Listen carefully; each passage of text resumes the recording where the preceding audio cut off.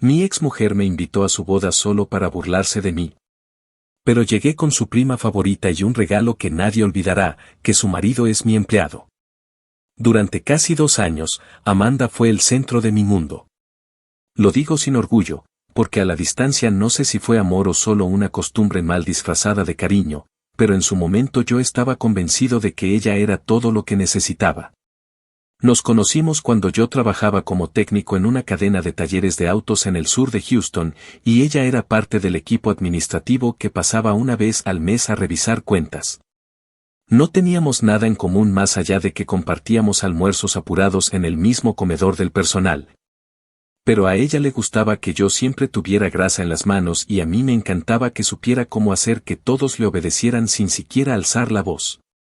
Al principio fue divertido, se reía con mis bromas, fingía que le daba asco mi uniforme pero no se apartaba, y poco a poco me fui convenciendo de que alguien como ella, con su ropa impecable y su aire de ejecutiva, podía realmente ver algo en alguien como yo. Así que me lancé, nos dimos la oportunidad y al cabo de 8 meses ya compartíamos apartamento. Al año y medio nos casamos. Fue todo tan rápido que ni siquiera me di cuenta en qué momento pasé de sentirme afortunado a sentirme atrapado. Lo que no supe entonces, lo que decidí ignorar o minimizar, fue que Amanda no estaba interesada en construir nada conmigo, ella quería construir algo para mostrarlo. Tener un marido trabajador, una casa decorada como Pinterest, un perro rescatado para el Instagram y un anillo decente para las cenas familiares. Pero lo que yo no tenía, ni tenía cómo darle, era una vida de lujos, y eso empezó a pudrir lo poco que había. Cada discusión era una competencia de quien se había esforzado más, de quien merecía más reconocimiento, de quien estaba jodiendo la vida del otro por no crecer a su nivel. Ella empezó a rodearse de gente que trabajaba en oficinas, que viajaba a convenciones, que ganaba más, y poco a poco fue dejando de traerme a esas cenas, dejándome en casa con excusas baratas mientras ella salía a lucir su falsa independencia. Nunca se lo dije, pero me acuerdo muy bien de esa noche en la que regresó a casa borracha, con su maquillaje corrido y el celular lleno de fotos con un tal J. Un pendejo que salía en más de la mitad de sus historias y que luego supe era uno de esos vendedores de autopartes que la invitaban a eventos para cerrar contratos. Ella juró que no pasaba nada, que yo era un paranoico, que todo era platónico. Y como idiota, me lo tragué. La separación no fue una conversación madura como muchos esperan de un divorcio civilizado. No. Fue una guerra sucia. Ella me echó en cara que yo no era suficiente, que se sentía atrapada, que quería una vida mejor, que había conocido a alguien que la hacía sentir mujer de nuevo. Y que no tenía por qué seguir sacrificándose por un tipo que no podía ni comprarse ropa sin revisar el saldo en la cuenta. Yo, herido, desarmado, aún enamorado, no supe qué decir. Me limité a empacar lo poco que era mío, agarré mis herramientas, mis chaquetas viejas y una caja con fotos que no sabía si quería botar o quemar. Me fui a vivir a un apartamento de una sola habitación, cerca del taller donde trabajaba, con una mezcla de rabia, tristeza y culpa, como si yo hubiera sido el culpable de que ella se cansara de mí. No fue hasta meses después, cuando las piezas empezaron a caer en su sitio, que entendí que ella nunca fue víctima de nuestra relación, fue verdugo desde el día 1, solo que sabía cómo manipular para parecer mártir. El tipo con el que se fue, ese J que tanto defendía, resultó ser Jeremy Collins, un tipo de sonrisa falsa, zapatos caros y cerebro vacío, que creía que el mundo giraba en torno a su reflejo. Lo irónico, y aquí viene lo bueno, es que mientras Amanda presumía su nuevo amor por redes, mientras sus amigas comentaban "te lo mereces reina" y su madre compartía fotos con descripciones como "por fin alguien que la valora", yo me estaba levantando. Cambié de taller, empecé a tomar cursos en línea sobre gestión de negocios, me volví cercano al dueño de una pequeña cadena de talleres mecánicos que necesitaba a alguien que supiera más del trabajo real que del Excel. Y poco a poco empecé a escalar. En menos de un año me ofrecieron una gerencia regional. Ganaba más que nunca, tenía carro nuevo, apartamento más grande, y por primera vez en mucho tiempo, dormía sin rabia. Lo curioso es que nunca pensé en vengarme, no al inicio. Me bastaba con haber salido de ahí. Pero todo cambió cuando, una mañana de abril, encontré en mi buzón una invitación. La letra era elegante, el sobre grueso, de esos que uno esperaría para un evento de gala. La tarjeta decía: Amanda y Jeremy te invitan cordialmente a compartir su unión y, como si el veneno no fuera suficiente, en un postdata escrito a mano decía: no te preocupes, hay barra libre. Seguro la necesitas. Me quedé mirándola un rato largo, con una mezcla de asco y carcajada interna. Entonces fue ahí, exactamente en ese momento, donde supe que no solo quería asistir, quería que me recordaran como el invitado que jodió su cuento de hadas para siempre. Actualización 1. Habían pasado casi 2 semanas desde que recibí la invitación, y aunque en los primeros días no paraba de mirarla como si fuera un mal chiste escrito en papel elegante, con el pasar de las horas mi incomodidad se transformó en claridad. Amanda no quería que yo fuera a esa boda como un gesto de cierre emocional, ni mucho menos por respeto a lo que fuimos. Ella quería exhibirme, burlarse, hundirme frente a su nueva vida perfecta. Y lo peor es que lo hacía creyendo que yo seguía siendo el mismo pendejo arrastrado que recogió sus cosas en bolsas negras de basura mientras ella le gritaba desde el marco de la puerta que ojalá encontrara una vida a la altura de un adulto funcional. Pero lo que Amanda no sabía, o no se había tomado el tiempo de averiguar porque su ego no se lo permitía, era que mi vida ahora tenía nombre propio, estabilidad, dinero. Y una posición que a su querido prometido le quedaría demasiado grande incluso aunque se pusiera de puntillas. Lo primero que hice fue revisar algunos documentos internos del nuevo taller, que ya no era tan pequeño como cuando entré. Ahora manejábamos varias sedes a lo largo del estado, y en uno de los reportes de personal de la zona norte apareció su nombre, Jeremy fucking Collins. Técnico de línea, media jornada, empleado desde hacía 3 meses bajo supervisión del gerente de área que respondía directamente ante mí. Fue en ese momento cuando se me ocurrió que, si iban a invitarme como entretenimiento, yo no tenía por qué presentarme sin un número bien calculado de bombas silenciosas en el bolsillo. Llamé al gerente regional, le pedí que me actualizara el desempeño de Jeremy, y aunque no le mencioné la razón, el tipo me confirmó que su comportamiento había sido más o menos decente. Aunque con ciertos roces de ego y varios comentarios hacia sus compañeras que ya estaban empezando a levantar sospechas. Nada oficial, pero suficiente para mantenerlo en observación. Esa misma noche llamé a alguien que, con toda sinceridad, pensé que no me contestaría. Sofía, prima de Amanda por parte de su madre, era de esas personas que siempre se mantuvieron al margen del drama familiar. Tenía una relación bastante especial conmigo mientras estuve casado, hablábamos mucho en reuniones, nos entendíamos sin necesidad de fingir posturas, y más de una vez fue ella quien me miró con esa cara de sal de ahí. Hermano, esto no va a mejorar. No era una mujer común. Psicóloga clínica, trabajaba con veteranos de guerra y pacientes con traumas intensos. Siempre fue inteligente, rápida para leer las intenciones de la gente y muy jodidamente directa. Cuando respondí y le conté de la invitación, hizo una pausa breve y me soltó sin titubear que Amanda era una imbécil y que me alegraba el día diciéndome eso. Le expliqué que pensaba asistir, que no lo haría solo y que tenía una idea en mente que necesitaba refinar con alguien que la conociera de verdad. Antes de que pudiera soltar el resto del plan, me dijo que contara con ella, que la idea de ver a su prima favorita tragándose la soberbia en plena boda sonaba como la mejor terapia grupal que podía tener el apellido completo. Acordamos que ella volaría a Houston unos días antes, se quedaría en mi apartamento y que trabajaríamos juntos en la ejecución. Para mí, ese gesto significó mucho más que tener una cita bonita para el evento. Era la validación de que ya no estaba solo, de que la versión que Amanda vendía de mí era mentira, y que no todos estaban comiéndose el cuento de la pobrecita mujer valiente que escapó de un matrimonio infeliz. Con esa alianza sellada, empecé a planear lo siguiente. Revisé el contrato de Jeremy dentro del sistema de empleados, y como era de esperarse, había firmado sin leer casi nada.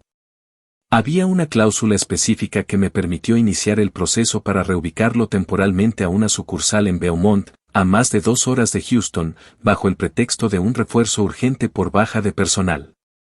No era ilegal, no era abusivo, y estaba contemplado en el documento que firmó el mismo día que le tomaron la foto con la camiseta del taller. Preparé la notificación con fecha para entregarse a 3 días de la boda, para que le cayera como un balde de agua helada justo cuando pensaba que todo era miel y margaritas en la playa. Además, solicité un memorando en papel membretado con todos los sellos corporativos, indicando su nueva asignación y fechas de reporte, para entregárselo personalmente el día del evento, envuelto como si fuera un regalo. Me aseguré de pedir una copia impresa adicional del contrato, que incluiría una breve nota de mi parte en un papel elegante que decía: «Nos encanta contar contigo, Jeremy. Feliz inicio de nueva etapa». Los días pasaban y mi venganza iba tomando forma como una jodida obra de arte. Fui a comprar un traje nuevo, no caro ni extravagante, pero lo suficientemente elegante como para demostrar que ya no usaba camisas con manchas de aceite ni botas gastadas. Reservé una barbería y un corte limpio. Mandé limpiar el carro. Y cada noche, mientras Sofía y yo hablábamos por videollamada, afinábamos detalles y rehechos de posibles escenarios. Ella, que no solía perder el control por nada, se reía cada vez más fuerte con cada idea que le lanzaba. Fue durante una de esas conversaciones que se le ocurrió el toque final: ¿por qué no poner la copia del contrato en un marco de madera oscura, de esos que parecen un diploma universitario? ¿Y entregárselo en plena fiesta como si fuera un reconocimiento? La imagen me hizo sonreír tanto que casi me atraganto con el whisky. Mandé a hacer el marco en una tienda especializada al día siguiente.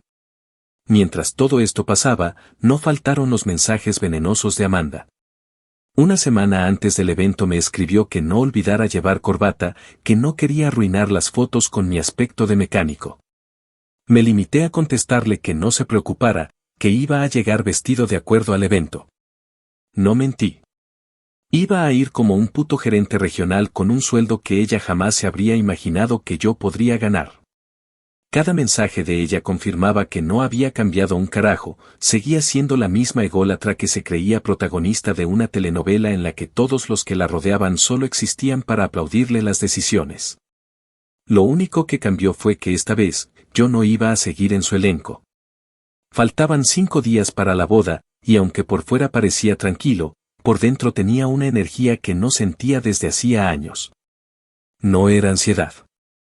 Era la emoción jodidamente dulce de saber que, por fin, después de tanto tragarme palabras, culpas y lágrimas, iba a tener la oportunidad de devolverle cada humillación con una sonrisa impecable y un regalo que iba a cagarle no solo la luna de miel, sino probablemente también el matrimonio completo. Y lo mejor de todo era que no tenía que levantar la voz, ni destruir nada. Solo tenía que presentarme. Y dejar que el silencio hiciera el resto. Actualización 2. 2 días antes de la boda, a las 8 en punto de la mañana, Jeremy apareció en la oficina con la cara desencajada. El gerente del taller de la zona norte me había avisado por mensaje que el tipo había recibido la notificación de traslado esa misma madrugada por correo interno.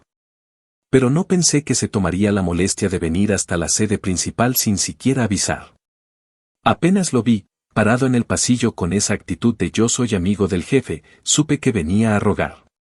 Llevaba una camisa arrugada metida a medias en un pantalón beige mal planchado, y la corbata, que ni siquiera había tenido el decoro de ajustar bien, colgaba como si se la hubiera puesto mientras manejaba. Me pidió 5 minutos, y yo, con toda la calma del mundo, le respondí que claro, que tomara asiento. Cerré la puerta y me acomodé del otro lado del escritorio, haciendo como que revisaba unos papeles para obligarlo a hablar primero. Jeremy comenzó con un tono suave, forzando una sonrisa que claramente le costaba mantener.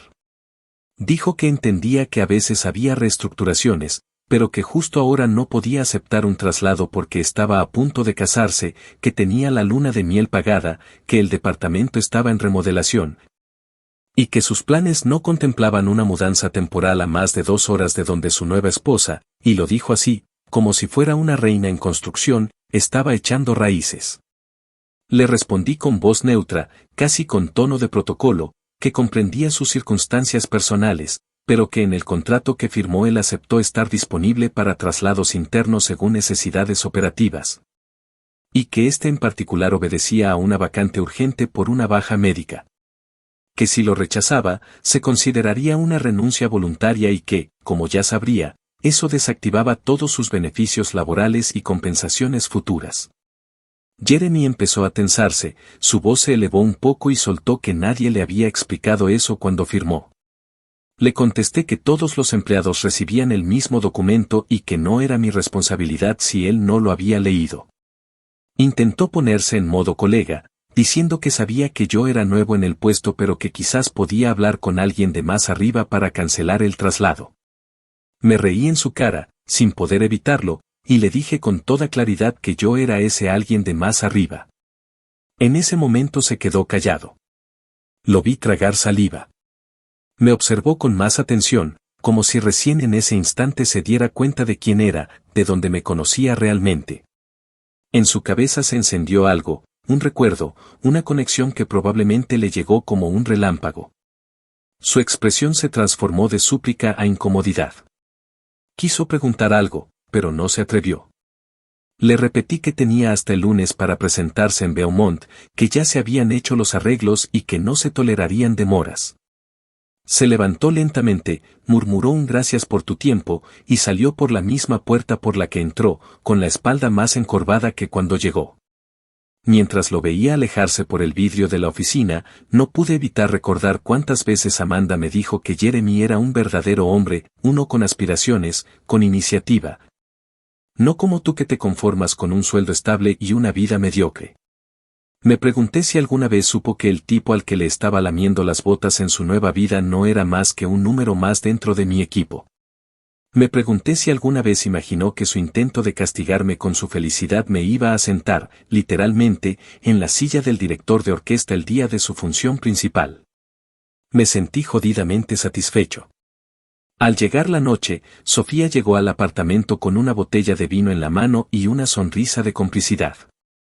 Se había tomado el día para ver a unos amigos y cerrar un par de sesiones con pacientes en línea antes del gran evento. Nos sentamos en el balcón, con la ciudad iluminada a nuestros pies, y le conté lo de Jeremy. La forma en que se tragó su propio ego cuando se dio cuenta quién estaba al mando. Ella soltó una carcajada tan fuerte que casi tira su copa. Me dijo que si Amanda lo supiera, probablemente cancelaba la boda en ese mismo instante, o al menos fingía un desmayo dramático para no enfrentar el ridículo. Le respondí que por eso no debía saberlo aún, que todo tenía que explotar justo en el momento adecuado, cuando no pudiera salvar las apariencias ni echarse para atrás sin que todo el mundo la viera colapsar. Después de cenar, sacamos el marco con el contrato, que había llegado ese mismo día desde la tienda. Era perfecto. Madera oscura, elegante, con un vidrio grueso y limpio que reflejaba las letras impresas del memorando como si fuera un diploma de honor. Le coloqué un moño dorado encima, y Sofía preparó una tarjeta con la letra más cursi que pudo imitar, que decía, para un futuro brillante, con cariño de parte de tu equipo, felicidades, Jeremy. La ironía era tan precisa que nos dejó riendo por varios minutos. También preparé una segunda tarjeta, esa sí escrita a mano por mí, con una letra bien clara, que dejaría junto al regalo en la mesa del salón de recepción. No decía mucho, solo un mensaje simple, para que nunca olvides quién manda. Esa noche dormí con una paz que no sentía desde hace años. No porque estuviera destruyendo a alguien, aunque no voy a fingir que no lo disfrutaba, sino porque por fin estaba cerrando un ciclo a mi manera. Amanda había manejado cada parte del divorcio como si yo fuera una carga que debía soltar, una sombra que debía ignorar, y ahora era yo quien tenía el poder de decidir exactamente cómo se vería su gran día. Sofía se quedó en el sofá, con una manta y una sonrisa, y antes de apagar las luces me dijo algo que no se me va a olvidar, que a veces, el silencio duele más que los gritos. Y que esa noche íbamos a ser el eco que Amanda nunca pensó escuchar. Tenía razón. Y ya no quedaban dudas, lo que íbamos a hacer no era venganza. Era justicia poética. Y carajo, la íbamos a entregar en papel membretado y con moño dorado. Actualización 3. Pasaron las últimas 48 horas con una mezcla de euforia y precisión. Sofía se encargó de afinar hasta el más mínimo detalle de su vestuario, y yo, por primera vez en mucho tiempo, me sentí cómodo mirándome al espejo. Llevaba un traje azul medianoche, sin estridencias pero con cortes impecables, camisa blanca recién planchada y unos zapatos que todavía olían a cuero nuevo. No era un disfraz ni una fachada, era la versión mía que Amanda juró que no existía, la misma que ella decía que nunca iba a surgir porque yo tenía mentalidad de obrero sin ambición. Me calcé el reloj que me había regalado mi jefe cuando asumí la gerencia, metí el marco con el contrato en una bolsa de regalo que decía MR y MRS, y salimos con Sofía rumbo al salón de eventos. Ubicado en una finca con pretensiones de palacio, al norte de Houston. El camino fue largo por el tráfico, pero en ningún momento me sentí nervioso. Lo único que había en mi cuerpo era una calma peligrosa, esa que uno tiene cuando sabe que todo va a salir exactamente como lo pensó. Llegamos unos minutos después de la hora indicada en la invitación. No mucho, solo lo suficiente para que ya estuvieran todos sentados y el murmullo de los invitados comenzara a llenar los pasillos decorados con flores blancas. Columnas falsas y cortinas de seda colgadas en estructuras metálicas como si eso le diera lugar a algún tipo de estatus europeo. Alguien del staff se nos acercó, nos ofreció una copa de bienvenida, y nos indicó hacia la zona del altar improvisado, al aire libre. Caminamos por el pasillo central, cruzando entre filas de sillas cubiertas con fundas y listones, hasta llegar a la tercera fila. Nos sentamos con calma, sin disimular nuestra presencia pero sin buscarla tampoco. Yo sabía que Amanda no nos había visto llegar, pero eso duró poco.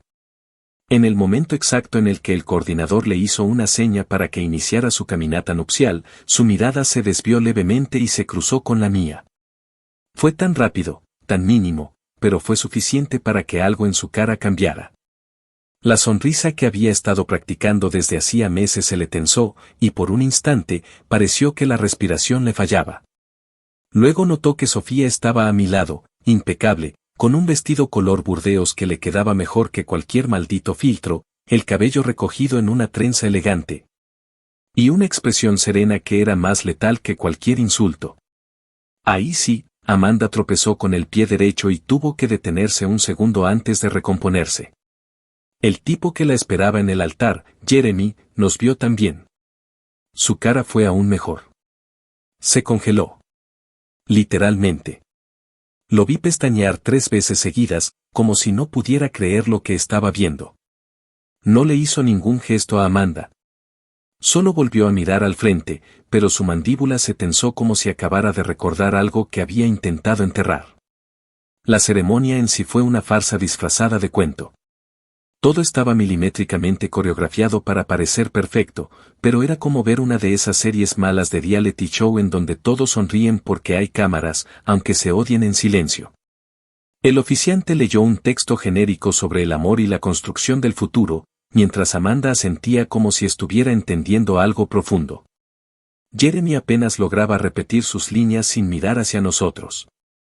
El tipo temblaba de la mano izquierda, y en un momento se limpió el sudor de la frente con la manga, rompiendo completamente el aire de solemnidad que intentaban mantener.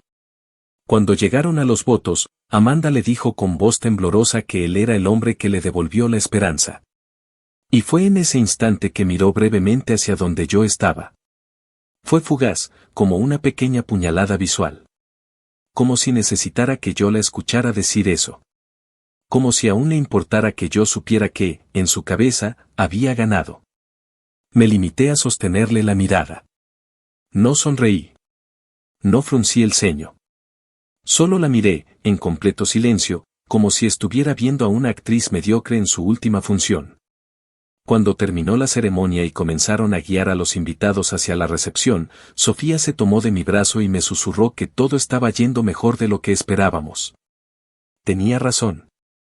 Jeremy no podía mantener el ritmo de los saludos, su cara era un desastre de tensión y falsa felicidad, y Amanda apenas lograba sostener la compostura.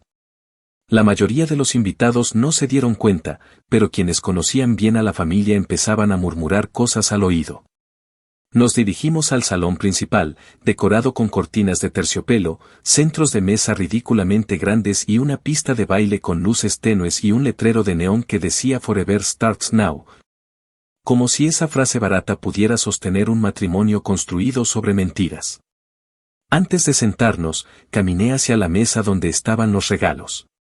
Era una mesa larga, con moños, tarjetas y papel brillante. Coloqué la bolsa con el marco justo en el centro, bien visible, junto a la tarjeta con el mensaje impreso por la empresa y mi carta escrita a mano. Ajusté el moño dorado, me aseguré de que todo estuviera visible, y luego regresé a mi asiento como si nada. Sofía sonrió con complicidad. No había necesidad de palabras. Ahora solo quedaba esperar que el caos se activara por sí solo. Porque en esa boda, como en todas las bodas falsas, la verdadera fiesta no era la que ocurría frente al lente del fotógrafo, sino la que iba a explotar en los gestos. En los murmullos y en el momento exacto en que Amanda se diera cuenta de que había cavado su propio agujero, y nosotros solo estábamos ahí para ver cómo se caía dentro. Actualización 4. Pasaron poco más de 30 minutos desde que tomamos asiento en la recepción hasta que el ambiente, cuidadosamente maquillado de felicidad artificial, empezó a cambiar de tono. Al principio todo era risas fingidas, copas alzadas con discursos que nadie escuchaba, abrazos incómodos entre tías que no se soportaban y la típica música genérica de fondo diseñada para evitar silencios incómodos. Aunque esta vez no pudo evitar que el murmullo de fondo empezara a crecer. Lo vi. Lo sentí. Estaba ahí, como una corriente subterránea que se iba expandiendo de mesa en mesa.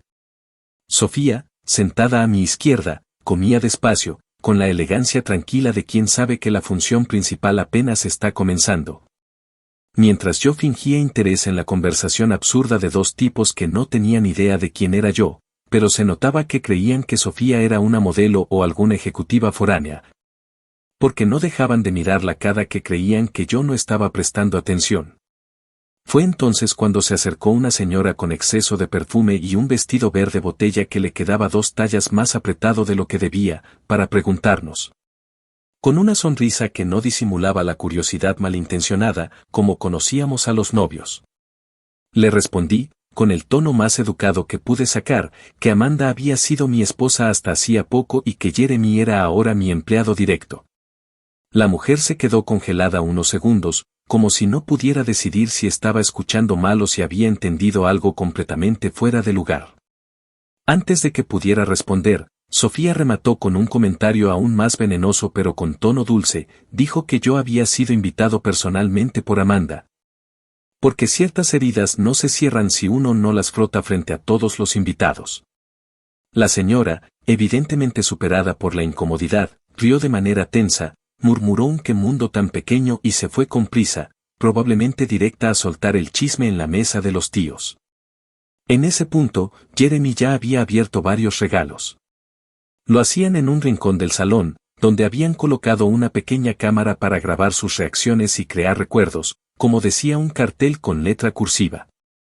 Amanda fingía entusiasmo con cada caja, aunque ya se le notaba cansada, y él, con ese sudor constante en la frente que no se le quitaba desde que nos vio, estaba cada vez más errático. Abrían cajas, sostenían copas, sonreían para las fotos, pero lo hacían con esa tensión que solo se ve en las parejas que saben que algo se está saliendo del guión. Entonces, finalmente, le llegó el turno a mi regalo. Vi cuando una de las damas de honor, una pelirroja que parecía más interesada en mostrar su vestido que en disfrutar la fiesta, le pasó la bolsa blanca con el moño dorado y le dijo algo al oído. Amanda arqueó una ceja al ver de quién era, y Jeremy directamente la tomó con las 2 manos, como si tuviera miedo de que fuera una bomba. Lo fue. De otro tipo, pero bomba al fin. Al principio, cuando abrió la bolsa y sacó el marco, hubo unos segundos de silencio absoluto. Jeremy lo miró. Lo giró. Lo volvió a mirar. Amanda se acercó, pensó que era alguna broma elegante, un certificado o algo simbólico. Pero no. Cuando Jeremy leyó el encabezado con el nombre del taller, con mi nombre firmado abajo como gerente regional, y con la fecha y destino de su traslado impresa en negrita, se le desfiguró la cara. Literalmente. Se quedó mirando el documento como si acabara de ver una orden de arresto. Amanda se acercó a su espalda para leer también. No tardó ni 5 segundos en estallar. Lo vi claramente desde donde estaba. Giró hacia él y empezó a hablarle en voz baja pero con un gesto feroz. Luego tomó el marco, lo bajó de un tirón, y lo sostuvo como si fuera un arma. Volvió a mirar hacia el salón y fue ahí cuando me vio. Y no me refiero a que me vio como antes, de reojo, disimuladamente. No. Esta vez me vio con los ojos bien abiertos, como quien finalmente conecta todas las piezas del rompecabezas y entiende que la mano que sostiene su mundo tembloroso ya no es la suya. Se quedó quieta. Un segundo. 2. Luego caminó con paso firme entre las mesas, ignorando las miradas que empezaban a notarse, y llegó hasta mí. Amanda me habló sin bajarse el volumen, lo que fue su primer error. Dijo que qué carajo significaba eso, que si estaba jugando con su matrimonio, que si ahora me creía con derecho a joderle la vida solo porque no aguantaba verla feliz. Me tomó todo de mí no reírme. Le respondí, sin pararme siquiera, que el traslado era completamente legal, que estaba contemplado en el contrato que Jeremy firmó sin leer, y que si tenía alguna queja podía dirigirse al Departamento de Recursos Humanos. No a mí, ya que ese documento era una notificación formal. Sofía, tranquila como siempre, agregó que no entendía por qué le molestaba tanto un simple cambio de puesto, si ella siempre decía que Jeremy era un hombre preparado para cualquier reto. Amanda soltó una carcajada histérica. Dijo que esto era patético, que me veía patético, y que no podía creer que después de todo lo que había pasado yo me atreviera a hacerle eso justo el día de su boda. Le dije que no entendía de qué hablaba, que yo había ido como invitado, con todo el respeto que su invitación merecía, y que incluso había llevado un regalo corporativo para celebrar su nueva etapa.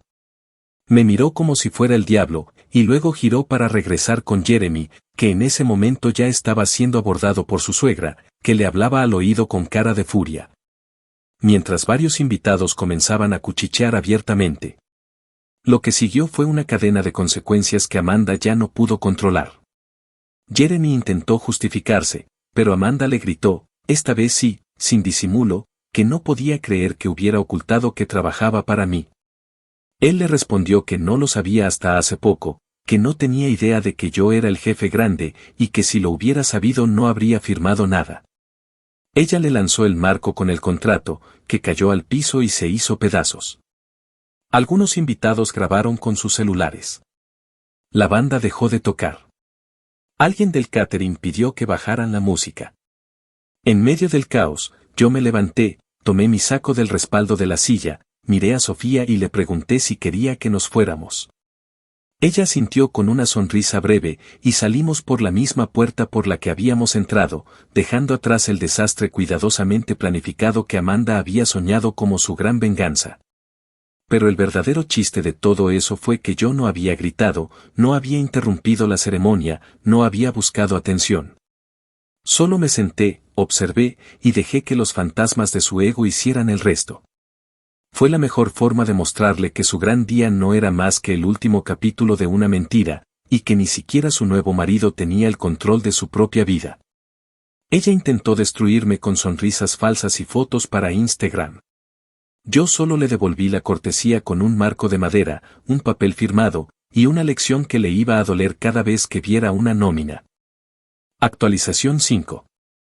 Pasó una semana desde la boda, y aunque no suelo ser de los que revisan redes sociales a diario ni mucho menos de los que se quedan pegados viendo las publicaciones ajenas. En esos días me encontré abriendo el perfil de Amanda por pura curiosidad malsana, no por nostalgia ni por ganas de seguir atado a su mundo, sino porque quería ver hasta qué punto se había desmoronado la imagen que tanto se esforzaba en mantener. Y no me decepcionó. La cuenta que durante meses había estado repleta de frases motivacionales falsas, reels de construyendo un hogar y selfies con Jeremy fingiendo espontaneidad, ahora tenía todo lo relacionado con la boda archivado o borrado. Nada de las fotos del altar, ni una sola imagen de la recepción, ni siquiera la típica publicación del mejor día de mi vida. Solo quedaban fotos viejas de viajes pasados y 2 historias recicladas que parecían programadas por algún asistente virtual.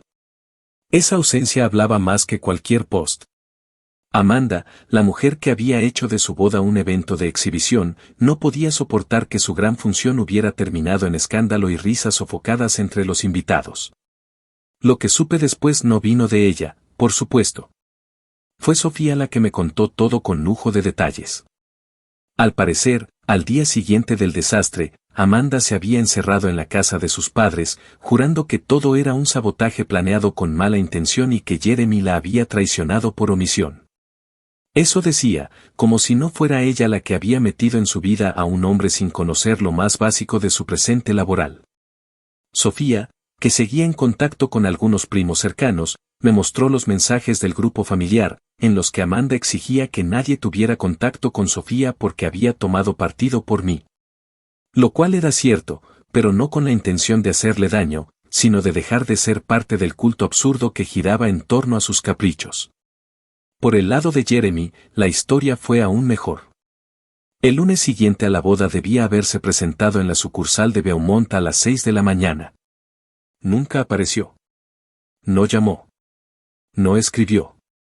Simplemente ignoró el traslado, lo cual activó automáticamente la cláusula de rescisión unilateral que había firmado. Recursos Humanos me informó a las 9 en punto que la carta de despido fue enviada por correo certificado y por email. Y aunque cualquier otra persona podría haberse comunicado a rogar una reconsideración, él no dijo una sola palabra. Imagino que su dignidad, o más bien su orgullo infantil, no le permitía enfrentar la realidad de que había perdido no solo el empleo sino también el respeto de su flamante esposa. Y es que eso fue lo más gracioso, Jeremy creyó que podía seguir ocultando todo, que bastaba con sonreír y repetir frases motivacionales para que el mundo no lo viera temblar. Pero cuando quedó en evidencia que su carrera profesional estaba bajo mi firma, todo lo que había construido frente a Amanda se vino abajo como castillo de naipes con base mojada. Durante los siguientes días, recibí 2 llamadas sin contestar desde un número desconocido y un correo desde una cuenta personal con el asunto "podemos hablar". Lo ignoré. No valía la pena. Ya no tenía nada que decirle a Amanda, y mucho menos a Jeremy.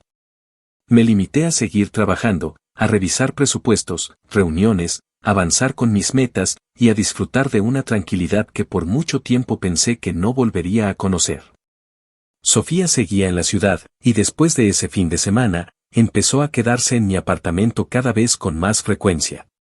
No como una invasión ni como una obligación sentimental, sino como una presencia familiar, sólida, que no exigía explicaciones ni promesas. Cenábamos juntos, veíamos películas viejas en el sofá, y a veces nos quedábamos hablando hasta las 3 de la mañana de cosas que no tenían nada que ver con Amanda, ni con la venganza, ni con los fantasmas del pasado. Era como haber salido de una habitación cerrada sin ventanas y por fin respirar aire limpio. Un día, mientras almorzábamos en un sitio pequeño cerca de la oficina, Sofía me preguntó si alguna vez me había sentido culpable por todo lo que hice.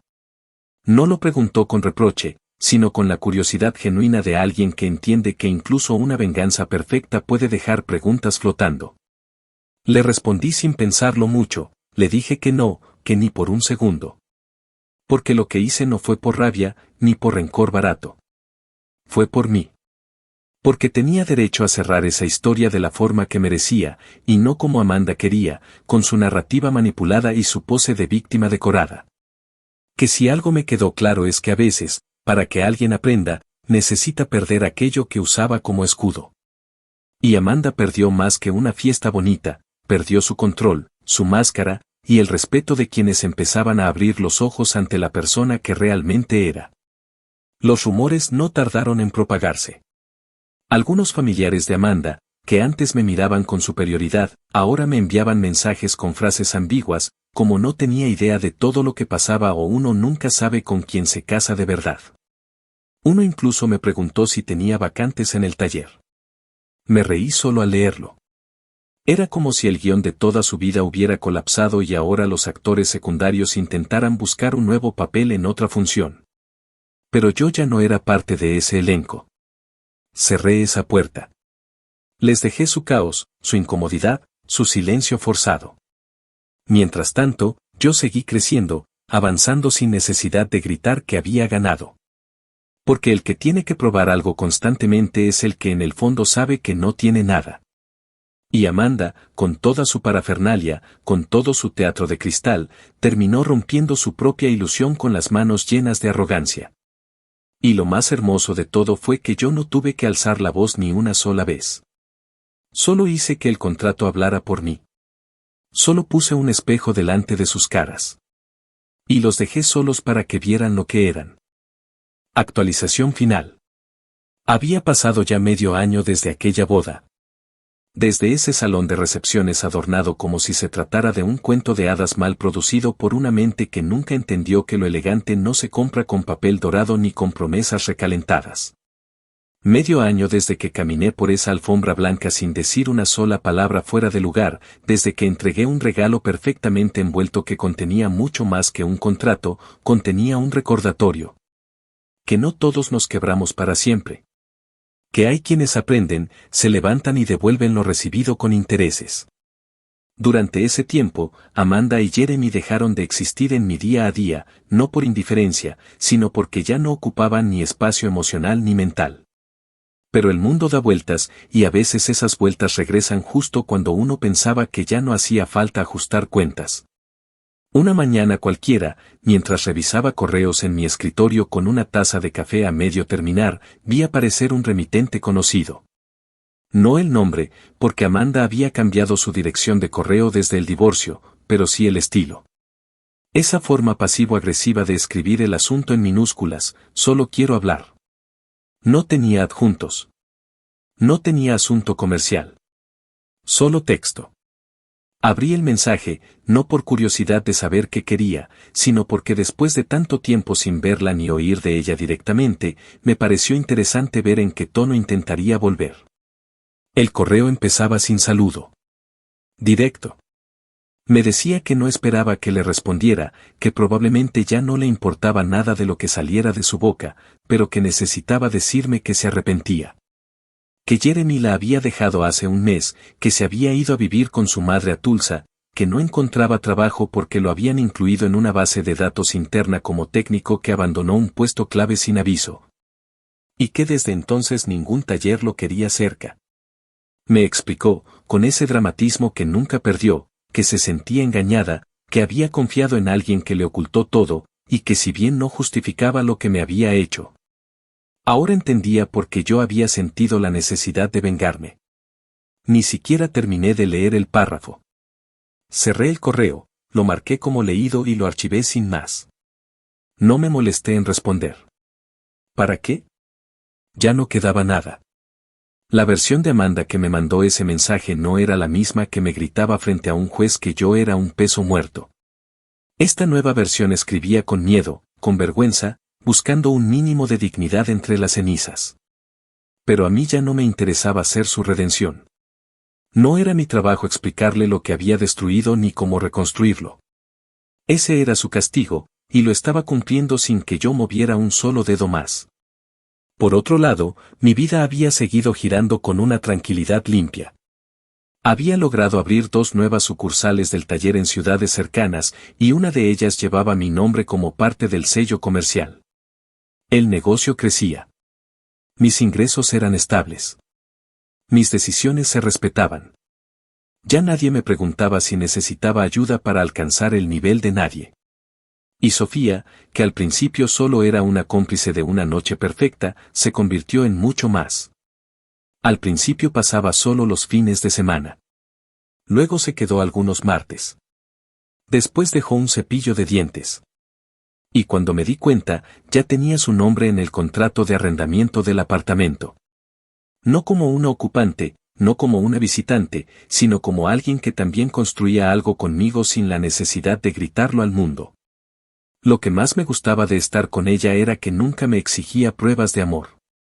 No le importaba que subiera fotos, no esperaba promesas grandilocuentes. Solo le importaba la paz.